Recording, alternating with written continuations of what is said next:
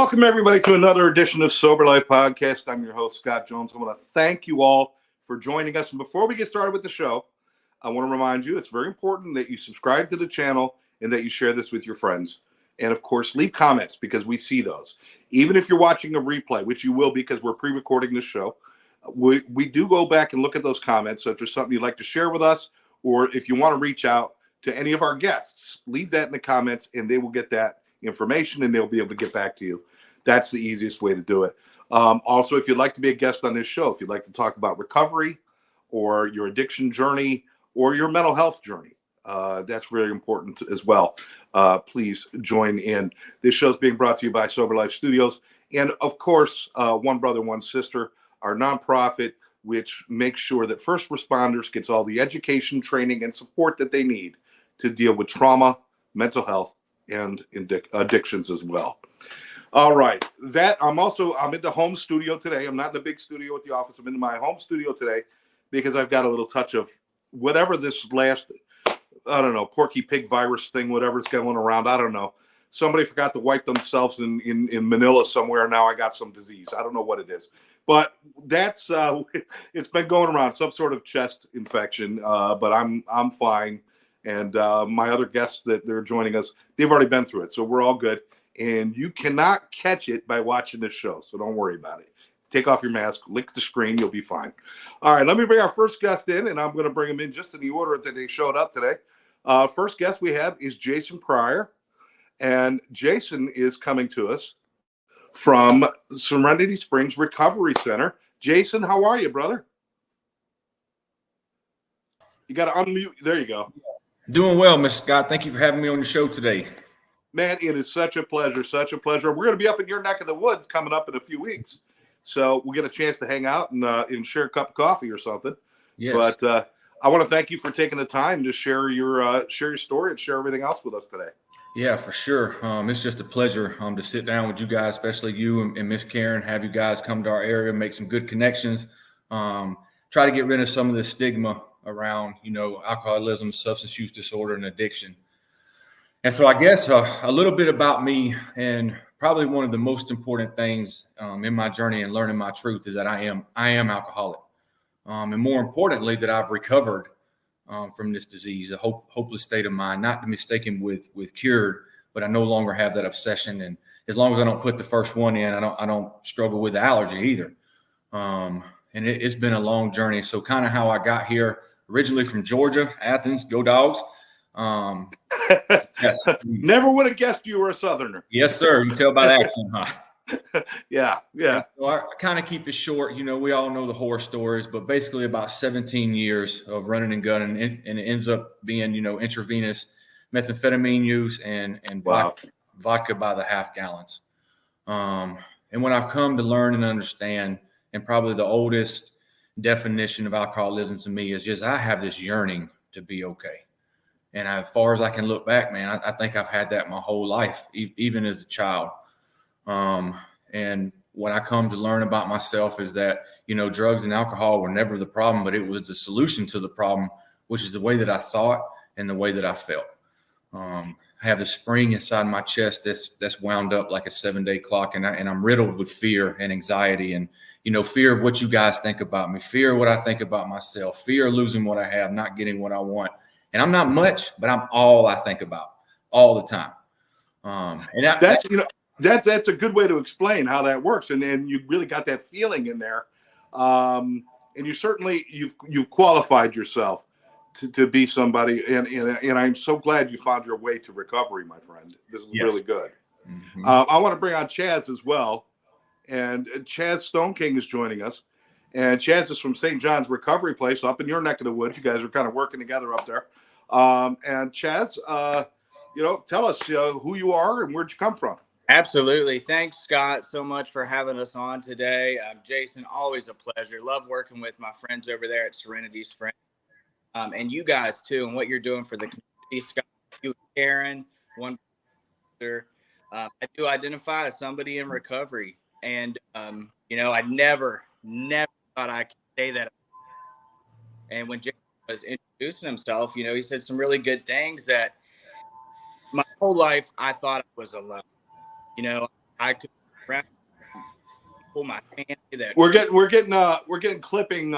You're cutting in and out a little bit with your mic. Yeah. So if just probably speak a little louder, and that probably will cure that. How's that? Any better? Yeah, that's good. That's good. So yeah, like I was saying, I could be surrounded by my family, friends, people that genuinely loved and cared about me, but I felt like I didn't quite belong. There was that fear there, that separation. I'm terminally unique. I don't fit in here. And like Jason said, that disease, to me today, I understand it as the disease of fear, and Jason said this too. Nobody cares about me more than me. Thinking about myself, it's never good, never, ever good. So I had to learn that. And then coming into recovery and meeting people like Jason, my sponsor, people in the sober living I was in treatment, I realized I'm not alone.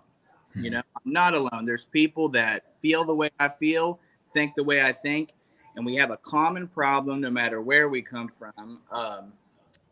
And today, thank God, we have a common solution.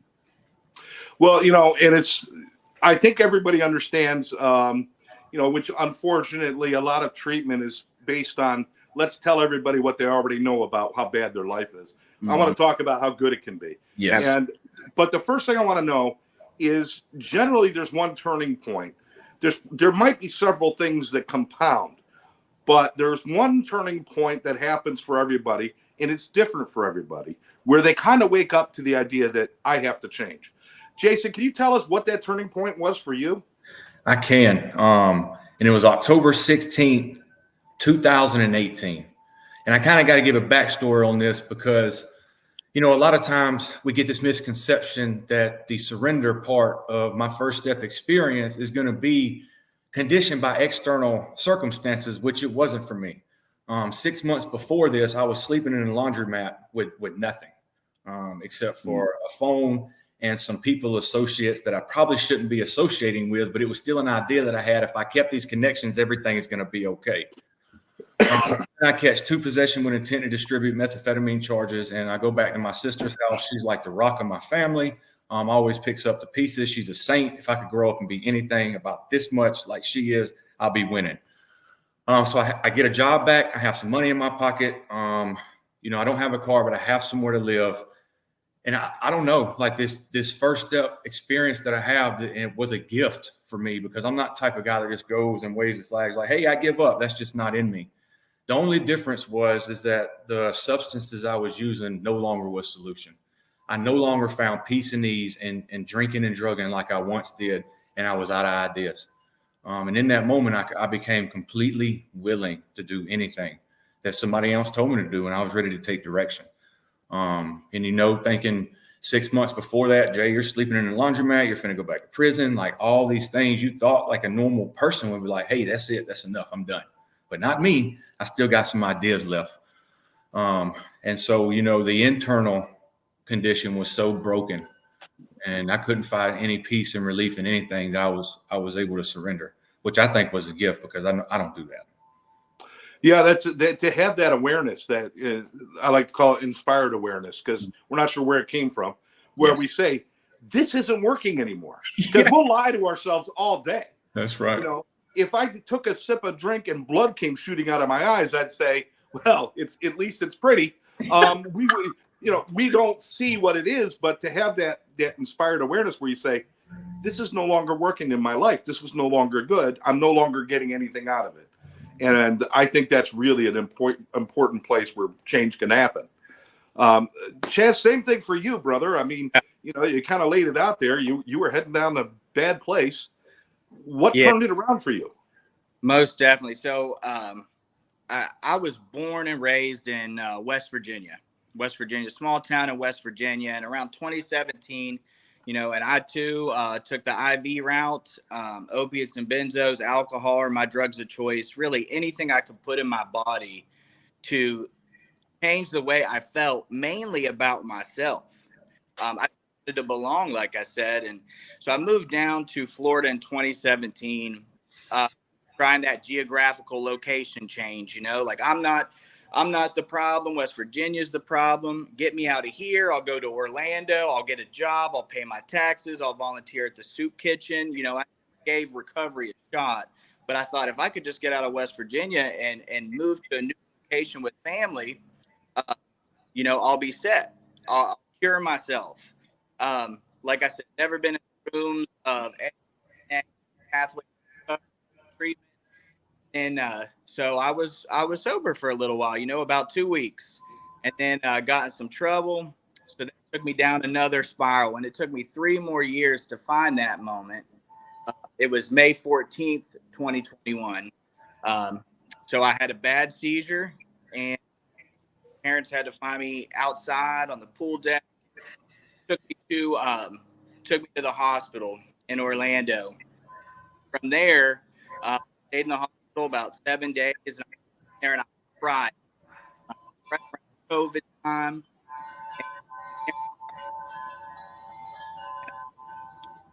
We're losing you again. Yeah, that's better. Sorry, guys. No, it's all right. It's all right. Hey, every once in a while this stuff happens, but hey, it's all cool in the gang. You were saying you were being taken to the hospital. Yeah, I was taken to the hospital and every single night and cried because I was alone. And I was thinking, how could I woke up one night in the middle of the night, nurse had her praying.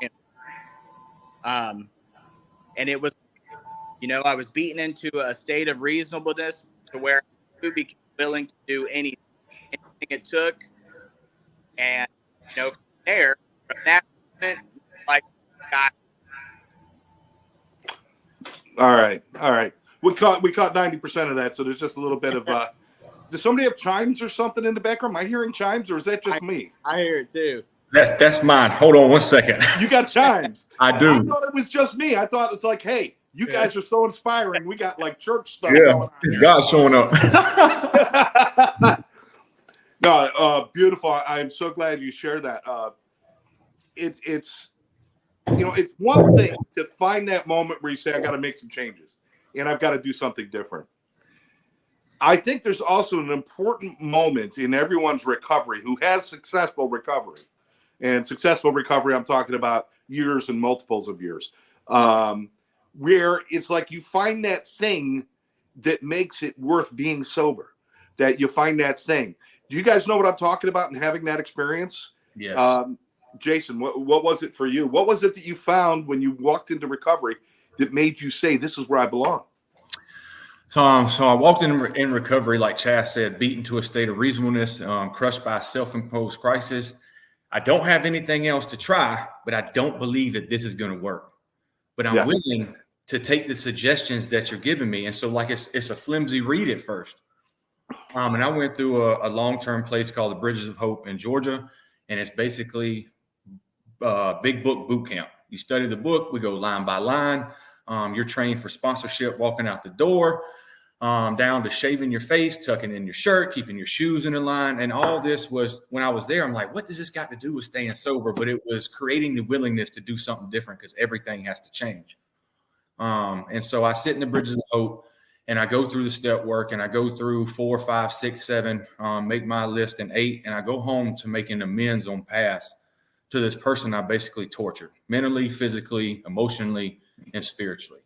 And it takes about 2 years of separation between this person before God prepared my heart and God prepared her heart to where we'd be open for this amends. And I make the approach and say, hey, you know, there's some things that I'd really like to talk to you about. Are you okay with this? And she says, okay. So she comes to my sister's house.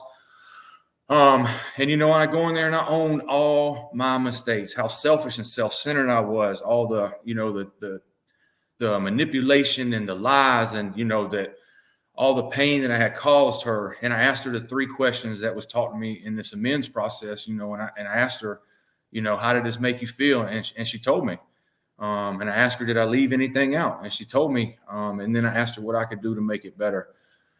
And this is where God really kicked my teeth down my throat. And she was like, Jay, I only wanted you to have a little bit of compassion for the things that you put me through. And I could see in that moment that I was incapable of loving anybody or anything. in this time of when I was running and gunning. And there wasn't nothing different than us sitting down talking here right now, except that my heart was open.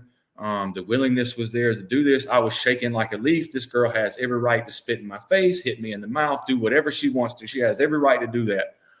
But I was willing to do that. And in our book, it talks about Bill Wilson has this white light experience, right?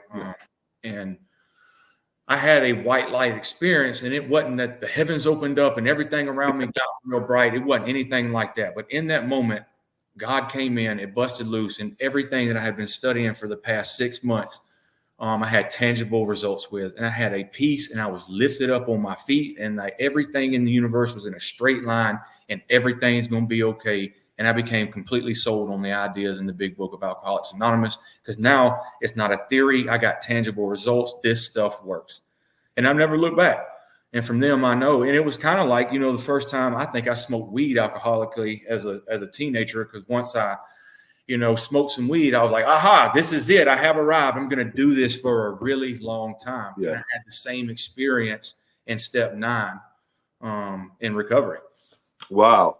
Well, I mean, you might not have had the big white light, but you did have the chimes. Yes. That's good. That's great. Chaz, same question for you. I mean, I think sometimes we don't talk about this enough. Is we always talk about that moment when we surrender, we put it down, or when we walk in broken, we talk about those things. But what was it? At some point, there has to be something that becomes your anchor, something that grabs you and says, "This is what I want to do." Did you have that? I did, in a way. Mine came a little slower. I went to an inpatient treatment facility down south. Can you guys hear me okay? Yeah, we got you. So I went to an inpatient treatment facility. The first time I was 31 years old, and I've been struggling with substance use from the ages of 17 to 31. And, so I get to the end of my inpatient stay, which is generally around 28, 30 days. And, my therapist calls me in. He's all happy and go lucky. He said, "Hey, we got another place for you to go. We're going to call it Aftercare. We're going to take you to sober living in Palm Coast." So I'm like, "Where is Palm Coast?" I don't know where I'm going. And they put me in a car and they shipped me off. And I told my family, I said, "Look, I'm going to give this a shot for 30 days. That's it." On day 3 or day 4, at 31 years old, I called my family back home. I said, "I got to stay longer than 30 days. And I've been in Palm Coast ever since. That was almost 3 years ago now. And so the reason I stayed is because I had those connections. I had people that understood. We had a solution. We were growing together. It didn't matter if you were 18 or 64 in that sober living. We were all there for the same reason, and we were trying to recover together. And at that point, I started buying in a little more. But I'll tell you this. So it came a point in my sober living journey where it was time for me to start working. And I still have reservations at this point, if this could work for me. I see it work for everybody else. Could it work for me? And can I be happy? Can I be happy? And so I showed up to work one day, and I was still staying in sober living, and a guy pulled out my drugs of choice. And at that point, right, I was working on my 4-step at this time. That was, I had like 4 months sober, but it was right in front of me, right? No sober living manager. My sponsor wasn't standing there. My mom and dad weren't standing there, right? I was alone with my substance of choice. And I said no. That was the first time I've ever said no in my life. And I went outside and I broke down and I started crying. And I called my sponsor and I started calling some people, because that's when I realized for real that this thing works. We can say we do recover, and we all have a message to carry. Wow. I love these powerful moments that we have when these things this light comes on within us. And working with other people, this is one of the joys that we all get to have. We get to see this light turn on for other people. And just through sheer chance, we get to be a part of their miracles, which is awesome. God knows I didn't deserve a miracle for me or to be involved in anyone else's. My life, I traded in my membership card to the human race a long time ago, but I've been gifted. I didn't get awarded because I didn't earn it. I didn't earn it, but I was gifted a second opportunity, and through that gift, I get to share in so many great stories. I also get to share in a lot of tragedy too. But that's the cross we bear when we're trying to help people, right? Sometimes we got to deal with the tragedy. This is awesome stuff. Now, there are things that you have to do for you. Now, some people take different paths. Some people use the 12 steps. Some people use church. Some people use therapy.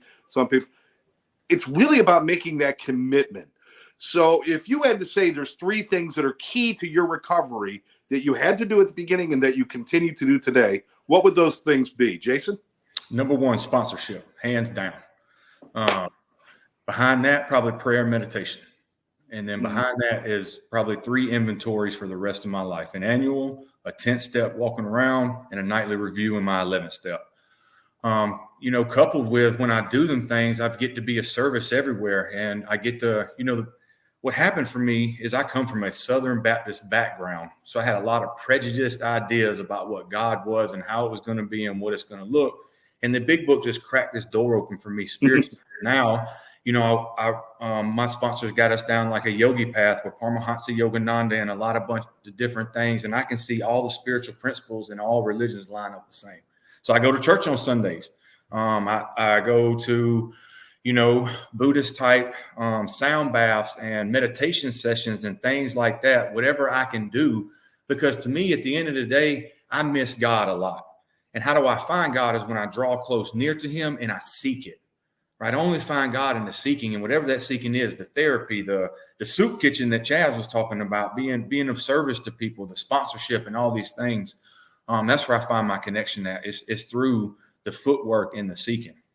Absolutely. And that seeking is not just an outward seeking. You got to seek within too. Yes. Because if you don't understand who you are, how are you going to be of service to anything? Exactly. Whether it's a God or a program or a sponsor or anything, you've got to know you. So the journey is inward as you reach outward. It's hard to explain to people, but I know you guys get it.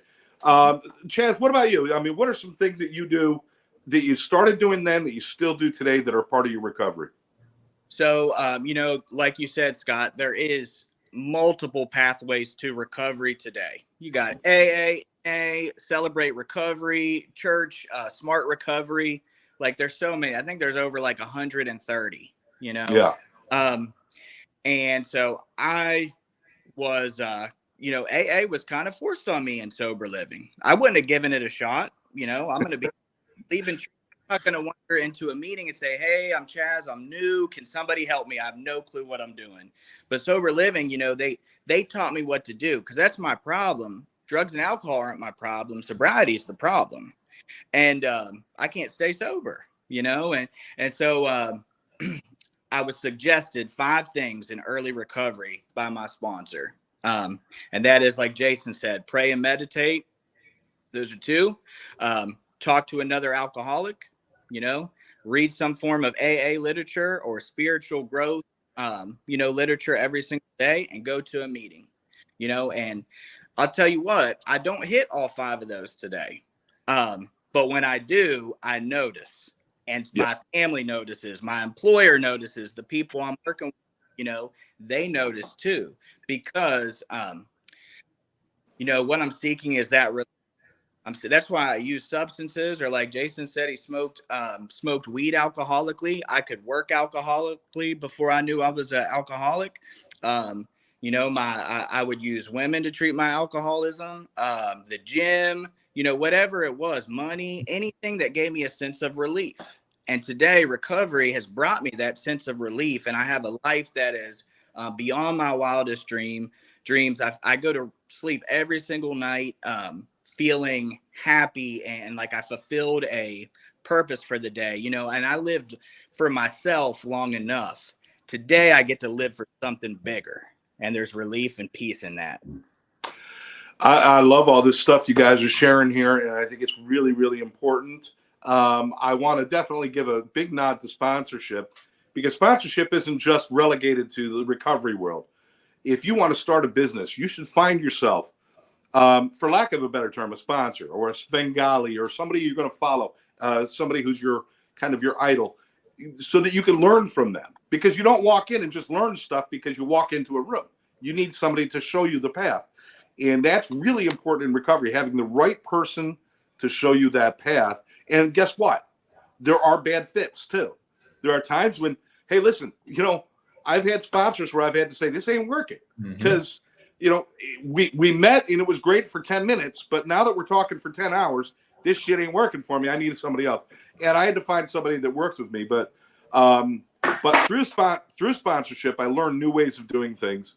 And I could find my connections with my higher power, with people, with a fellowship, with my tribe, with myself. So I think that's really number one, is to have a guide. Would you agree with that, Jason? I do, for 100%. It's funny. I changed sponsors 4 times when I got down here until I found the one that I do now. Yeah, I mean, it's not a perfect system. You don't just look at somebody and say, oh, that's the guy or that's the girl or whatever. No. I mean, you've got to find something that fits with you. And, and if you like what they do, follow what they do. And that's, well, we lost our buddy there. He probably hit the off button. I'm sure he'll be back in 1 minute. That's great. That's great. So I got to ask you, Jason, before the alcohol and drugs completely took over and before your recovery, what did you want to do with your life? Because I have a feeling working in recovery wasn't it. It sure wasn't. As far as I can remember back, even in kindergarten, like I can't remember what it was. My mom pulled out this picture I drawn at school, and it was like an F-14 fighter pilot jet. And even later on in my journey, I went to Georgia Military College to join the Navy and fly planes. And in the process, I land surveyed for 13 years, and the owner of the company was willing to let me take the test before you had to have 4 years in an engineering background, and all I had to do was pass a hydrology study, right? Because we're people that are very smart and have lots of skills and aptitudes, and you put me somewhere and I can learn anything really quick, and I'm really good at it, except for staying sober. So I've had all these dreams and aspirations of joining the military, of owning this land surveying company, all these things, right? And Sorry. Go ahead. Go on. And so, I never intended to work at Serenity Springs in Edgewater, Florida, off a road called Cow Creek Road in the middle of nowhere. I'm from Georgia. How did I even get down here? And it goes back to that surrender and really that letting this power that I call God manage my life. And at the Bridges of Hope, our director of operations called and was like, hey, we need 2 RAs. And I've never done this before in my life. And I took the direction that they gave me, and I had to even file for an interstate compact transfer on my felony and probation work. The probation officer told me, Jay, there's a 99.94% chance they're going to deny this because you are a flight risk. You never report. You make us come find you. And I said, look, I'm just taking the directions. And 2 months later, he called back and he said, I don't know how this happened, but pack your stuff. You're going to Florida. And so then I just my whole life in recovery has been following direction. Wow. Where God wants me to go. And, it's Edgewater and Serenity Springs now, but who knows what it's going to be later on. But when that next thing shows up, I'll be ready to go. Right? You feel now that being of service to people is your calling at this point? For sure. Hands down. It's I always find it important, and I always say to people, if I don't care about other people's recovery, it means I don't care about my own. It's right. Not as selfish. It cannot be, I'm going to take care of me. It doesn't matter what happened to anybody else. Everyone else has to matter just as much, because that's what recovery is about. Recovery isn't about being selfish. Recovery is about being selfless. That's now, right. Chaz, I know you disappeared for a moment. I'm glad you're back, buddy. Hey, you know what? We cut. I'm having major technical. What's funny, Scott, though, is like Jason's chimes are going off. My mic's not working. My phone just died. That's where I disappeared before. I tried to plug the phone in before it died. I got people out here cutting the grass today. These are things before spiritual growth and the program of recovery I work that would have set me off. Yeah, because why? Like Jason said, I'm afraid of what you guys think about me, our listeners think about me. I want everything to be perfect, but perfect to me is the way I want it. Yeah. But today I can kind of laugh at this stuff, man. So thank you guys for bearing with me. No, listen, you know what? I always say this is everybody's always looking for that perfect. What's the perfect this and the perfect that? We don't want perfect. Mm-mm. When you go to Disney World, the longest lines, or any amusement park, the longest lines are on the roller coasters. The ones that twist you and turn you and flip you up and flip you down. Okay. The ones that flip you up, flip you down. You don't know what's going to happen next. You're scared. And we wait in line to go on that. Nobody waits in line to go on a tram that goes in a straight line. Mm-hmm. So Right. when our life starts taking us and twisting us and turning us and things happen, why don't we recognize the fact that that's what's exciting? I've had a perfect life. I'd wake up, I'd drink, I'd fall down. That was perfect. It happened that way every day. Wake up, drink, fall down. Occasionally get arrested in between or something like that. Now I wake up, I don't know what I'm going to face. I don't know who I'm going to be talking to today. I don't know what I'm going to be doing. And that's the beauty of it. I've had perfect. Perfect sucks. Perfect sucks. The abnormal, the imperfect is what's perfect. Is the twists, the turns, the ups, the downs, the loops, and the dips. Now, I was asking Jason while you were fixing your problem there, Chaz. Yeah, I know this isn't what you probably had planned for your life. What was your plan when you were before the addiction took what it took from you? What was your plan, and then how did it end up being of service to people? So I was like I said, born and raised in West Virginia. And in 2017 or 2007, I'm sorry, I was 17 years old. I was scared. I didn't know what to do. So I decided I'm going to join the military. And I was so young that my mom and dad had to both sign a waiver for me. Getting out of the military again, I'm like, okay, here I am again. And I call that, like, now I understand it as like spiritual turbulence or spiritual disruption. Like my skin is crawling, right? So I decided I'm going to get married, right? All my military buddies are going to do it. I'm going to do it. And I got married to a really good girl, born and raised in West Virginia too.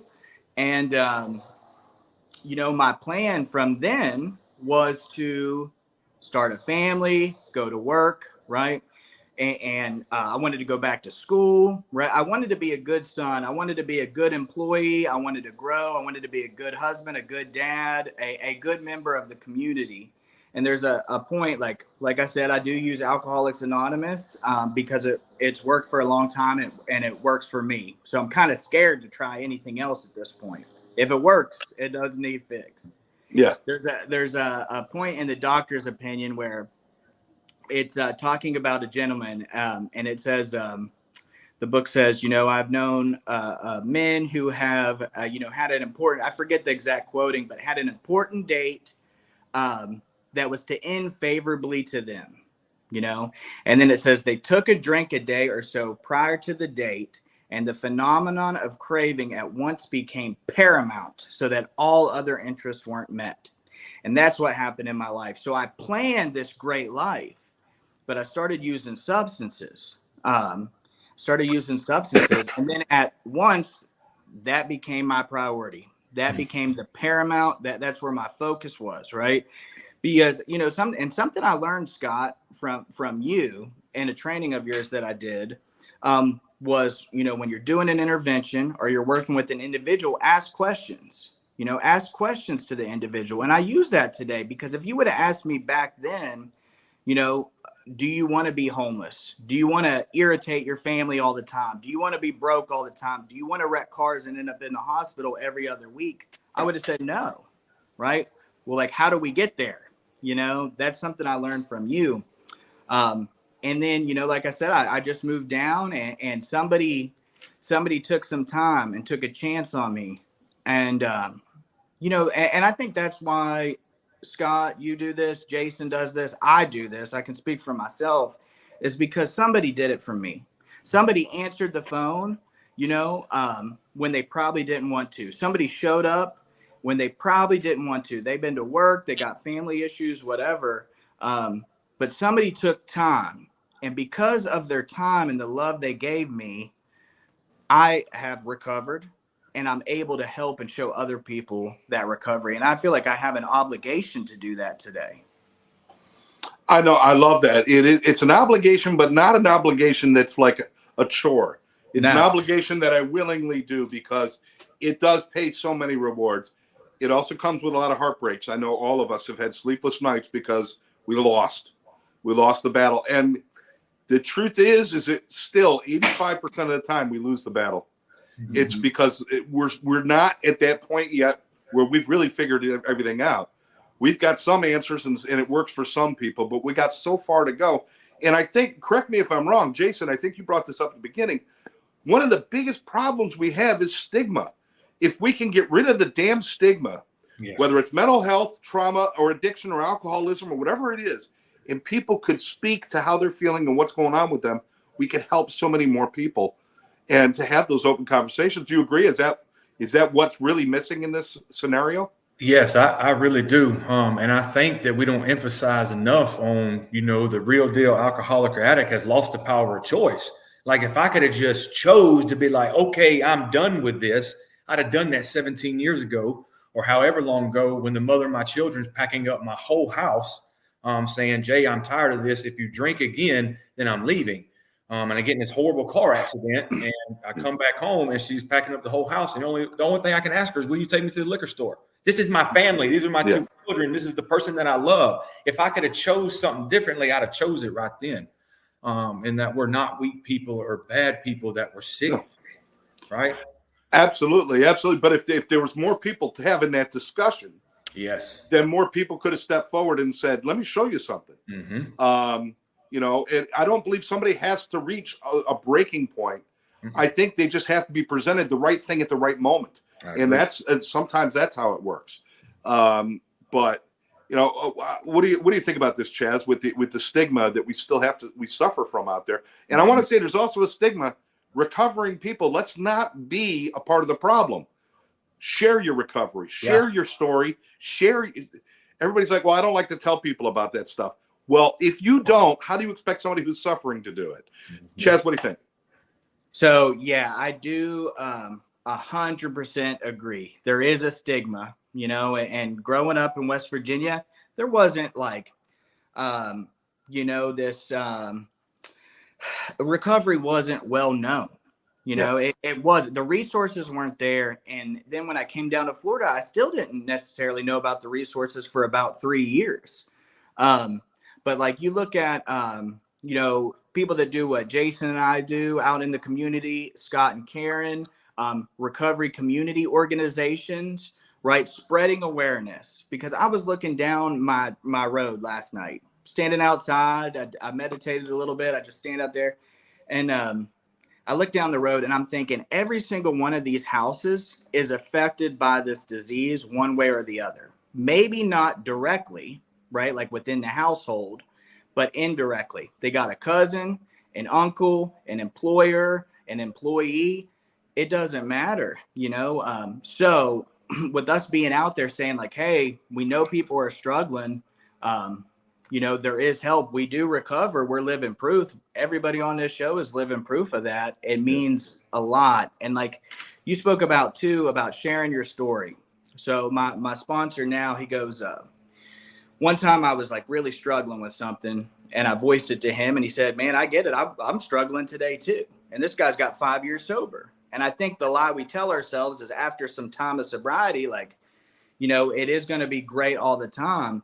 And we're just setting ourselves up for, defeat that way. Like these feelings and emotions come up. And he said, one of the most valuable things you can do at your home group after years of sobriety is going in and sharing real stuff, sharing exactly what's going on with you in that moment, because that helps the newcomer. And I really like that too, because you look at people with significant amount of time of sobriety and you think, man, they never have bad days, especially in early recovery, 30, 60 days. You're like, those guys got it all together all the time. I'm never going to get there. But that's just not the case. Well, I can tell you in my 20th year, I have bad days. They happen. Yeah. But it's what I do with those bad days. Whereas before it was an excuse for me to make things worse. Now it's a call for me to make something better. When things go wrong, and it's how things change. But we need to talk. If it wasn't for Bill W. when he first formed AA, which is kind of the grandfather of all the treatment groups, Bill W. would go into hospitals and he'd say, listen, I'm an alcoholic. Has anybody here got a problem? I'd like to talk to him. If he didn't go out there and do that and essentially self-promote and certainly just let go of the stigma, let go of everything else, and just say, this is who I am. If he didn't do that, it never would have grew the way it did. So I want to make sure that we still have the ability to go out there, and if we see somebody struggling, stop and say something. Yeah. Stop and offer a helping hand. It's nice to sit in church every Sunday, but if you're stepping over a homeless person to get in the front door, you're missing the point. Make sure that you're taking care of our neighbors. In the 12 steps, the original number 12 read, having had a spiritual awakening as a result of these steps, we tried to carry this message to others, especially alcoholics. But they made that very, very clear. We're supposed to help our communities. We're supposed to help our families. We're supposed to help our friends. We're supposed to help our coworkers. We have a responsibility to that, and I know you guys are doing that. So I'd like to hear about your places. Can you tell us a little bit about Serenity Springs Recovery Center? Yeah, Serenity Springs is a gender-specific, all-male substance use disorder mental health treatment facility located on 38 acres of beautiful sanctuary. We're out of the city. Cow Creek Road is about a mile long. We're the only facility or even house on the road. Something that's really important and special about Serenity to me is that the big book and the 12 steps are still there. We do offer, ART, EMDR, motivational interview and cognitive behavioral therapy. Coupled with the 12-step, this immersion process makes it really special. Because it opens me up. It allows me to be honest with my therapist, and magical things happen when I can be honest with these people that's really trying to help me and follow this treatment plan.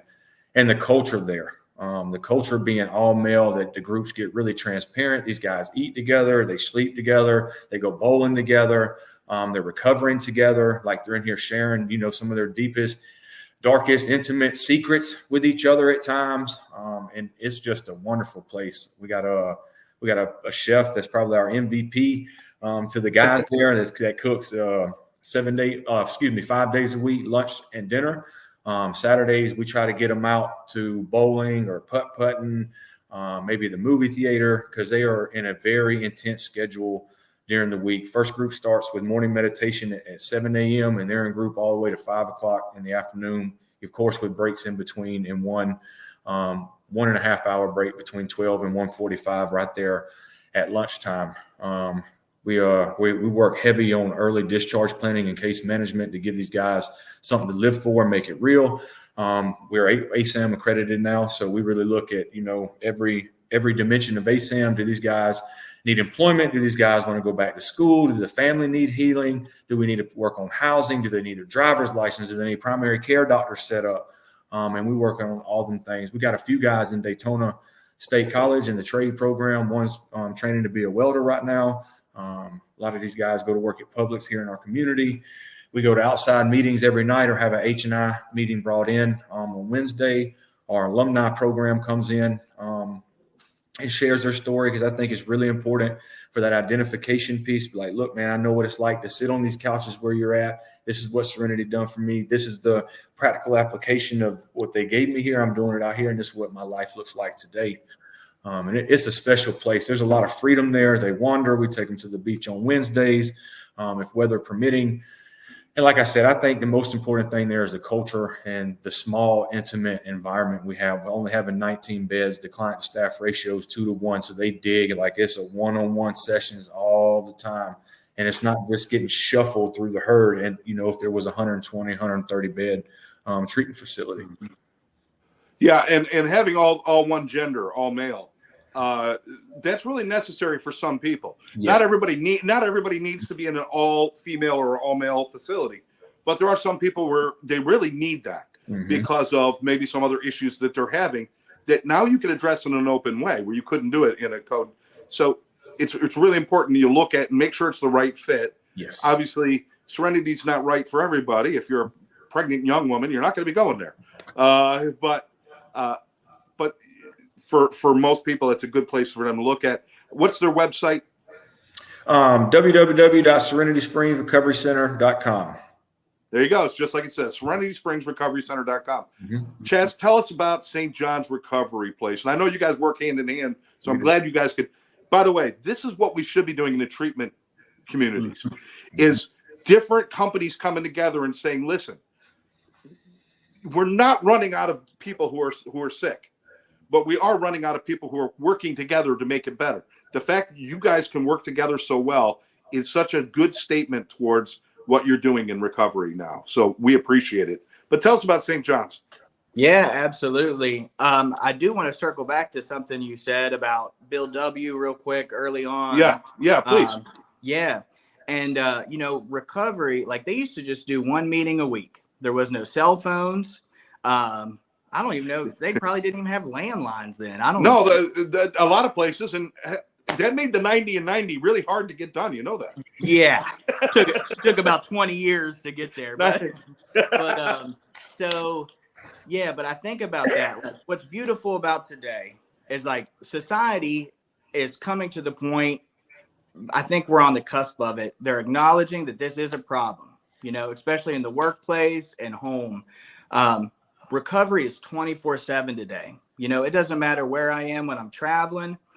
There's an app. I can check out meetings. I can call people. We are blessed today to have the resources available whenever we need. But back to St. John's Recovery Place, like Jason's spot, I've actually been over there to Serenity Springs, beautiful location, great team, worked very closely, like you said. We're small, one facility at St. John's, mom and pop style treatment. We are detox and residential, so full inpatient.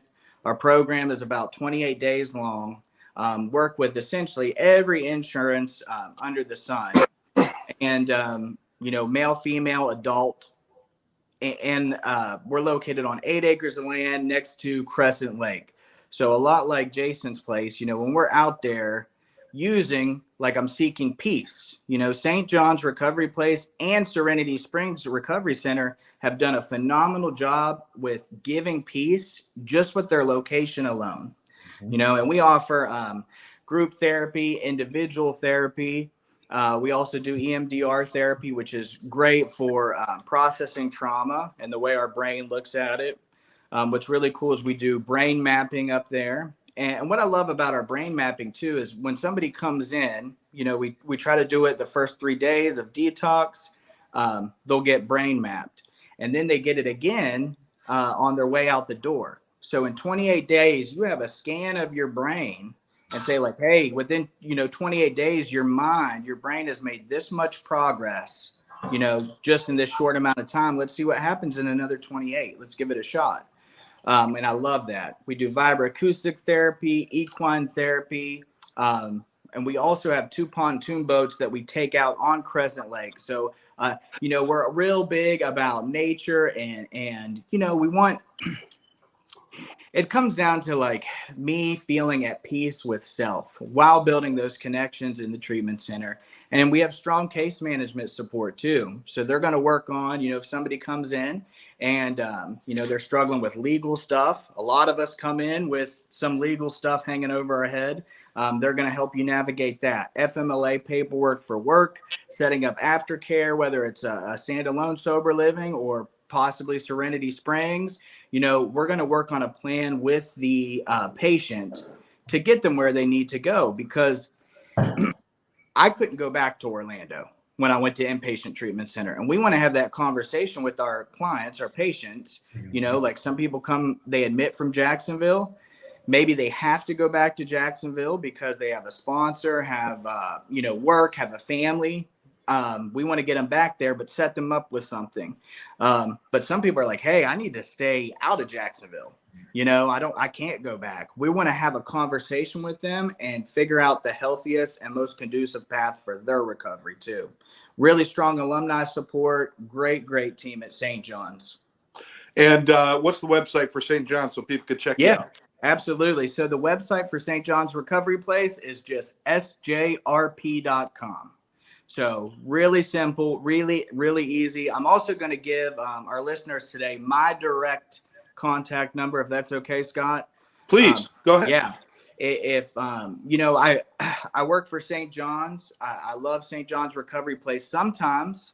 And this is why treatment centers need to work together too. Sometimes it may not be an appropriate fit for St. John's Recovery Place. Maybe they would do better at Serenity Springs Recovery Center or vice versa. So I'm happy to help. You can always call me directly. I kind of view myself as a behavioral health care navigator today, or I can help connect with resources. That's what I like doing. If they make it to St. John's, great.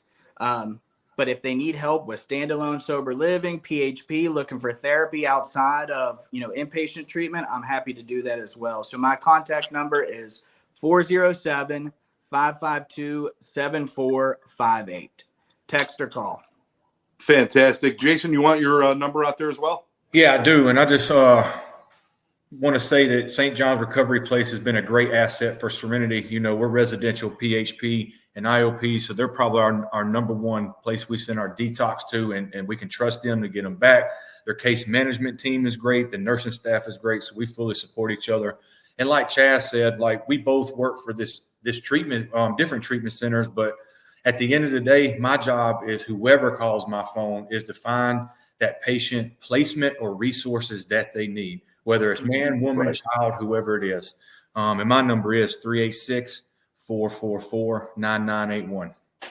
Fantastic. Now, so we've got Serenity Springs Recovery Center.com, or you can go to sjrp.com and check out both places. Give them a call. I really encourage people, if you're looking for a place for a loved one, don't just look at the website. Look at the website, then make a phone call and talk to them. Because websites, you don't know what you're looking at with a website, but follow how the people make you feel. And when you're looking at a place like Serenity Springs or St. John's Recovery, you guys are about that really important. It's every person who works there has to care about what they're doing. And it's very, very important that you put your client care above everything else. It's not an easy job what you guys do. You could do something better. You could probably go out and sell Kias and probably get a better night's sleep each night. But I don't think any of us would be satisfied with that. I think we take the heartbreak and the victories and we keep moving because somebody's got to do it. I got to ask you a question, guys. If you don't mind, if you got one more minute here, I usually do this with guests on shows so we get to know them on a personal level. There's an old reporter or interviewer from France, Bernard Pivot, who had these 10 questions he asked people just to see where they're coming from. So I'm going to ask you guys these 10 questions, just quick answers. It just kind of gives us an idea about who you are. All right. The first one, I'll start with Jason. What's your favorite word, Jason? Ooh, that's a good one. Probably God. All right. Beautiful. Chaz, what's your favorite word? Grateful. Grateful. Great. Okay. Chaz, what's your least favorite word? Fentanyl. Good. Jason, least favorite word? Probably to be no. No?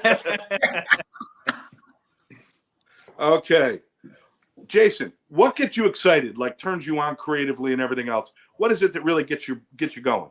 Helping others, whether that's H&I meetings, taking in something like that, working with sponsees, running big book studies, stuff like this. Excellent. Chaz, same question. What gets you all excited and motivated? Music. Oh, nice. Yeah. Right there with you, brother. Mm-hmm. Okay.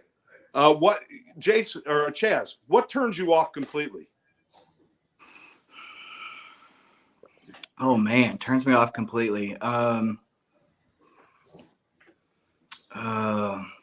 would say egos. Good one.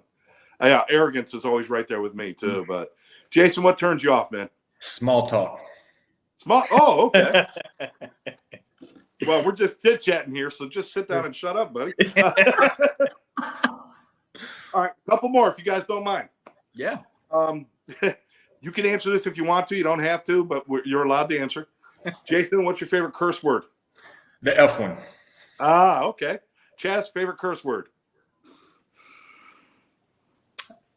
Oh man, I always think the word prick is really funny.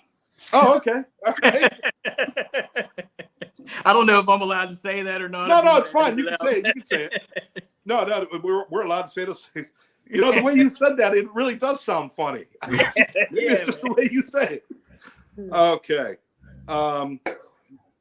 Chaz, what sound or noise do you love to hear?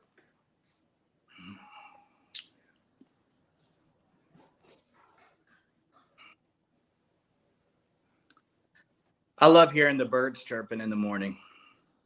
Beautiful. Jason, what sound or noise do you love to hear? There's two of them, like the bass in my trunk, got two 12s back there, and then wind chimes you kept on hearing. All right. Jason, what sound do you hate to hear? Somebody's teeth hitting, like when they eat their food, like. Oh, no, the fork thing? Yes. Oh, Mm-mm. yeah. I hate that. And, Yeah. and when they do it, it seems like it's the loudest thing in the room. It really isn't. Yes. But it's Chaz, what's the sound you hate? I was gonna say the same, like the fork on the plate, though. Oh, the no. fork on the plate, or I got two. Okay. Or like loud chewers, like loud smacking chewers. Yeah, can't stand it. You guys got some food issues. We're gonna have to take you to OA next. We may need some therapy. All right. Chaz, we'll hit you with this one. What profession would you love to try? If you could just try it for a day or two, what profession would you love to try? I would love to be a musician on Broadway. There you go. Good choice. Jason, how about you? What profession would you love to try just for a couple of days or two? Fighter pilot. There you go. Yeah, you talked about that. Mm-hmm. You talked about that. I think mine would be a race car driver. Yeah, that's a good one. Just to really feel that, Yes. that power. Okay, two more questions. Jason, what profession would you never, ever, ever, ever want to do? Probably therapist. I got you. Chaz, how about you? What would you never, ever, ever want to do?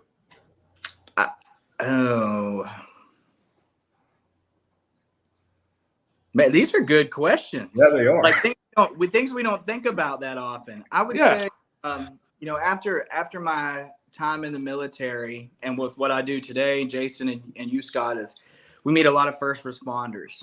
A lot of first responders that deal with trauma every single day they're out there. I would never want to do that. I got nothing but love and respect for those guys that can. Absolutely. As we all do at One Brother, One Sister, we respect and we thank them for what they do. But you're right. Not many people could do that. Yeah. And to have the awareness of it, that also lends itself to how how hard it is for them. That's really nice. Last question for both of you. Jason, we'll start with you. If heaven exists and you show up at the pearly gates, what would you like God to say to you in that moment? You did a good job helping my kids. Nice. Chaz, same question. If heaven exists and you show up at the pearly gates, what would you like God to say to you? This might make me tear up a little bit, man. Welcome. I've been waiting. Oh, nice. So you guys make my answer sound so selfish. Let's hear it. My answer is welcome. There's a table in the back. Jim Morrison and Elvis are waiting for you. I'm expecting we're going to have a table in the back somewhere, right? Guys, I can't thank you enough for doing the show with us. We went through an hour easy with you guys, and it's been fantastic. Can I ask you that maybe in a couple months we'll get together and do it again? Yes, please. Absolutely. I love it. And maybe what we'll do is we'll set up a specific topic, and we might even get a couple other people in, and we'll tackle some. I want to do some panels of people, and I'd love you guys to be parts of those panels where we can attack different subjects and just put them out there a couple times a year. What do you say? Sounds great. I'm in. Fantastic. And I look forward to seeing you both pretty soon, by the way. Yes, Scott. Yeah. For sure. Okay, both of you, final thoughts. Jason, Chaz, somebody out there's listening and they think, no, let's start it again.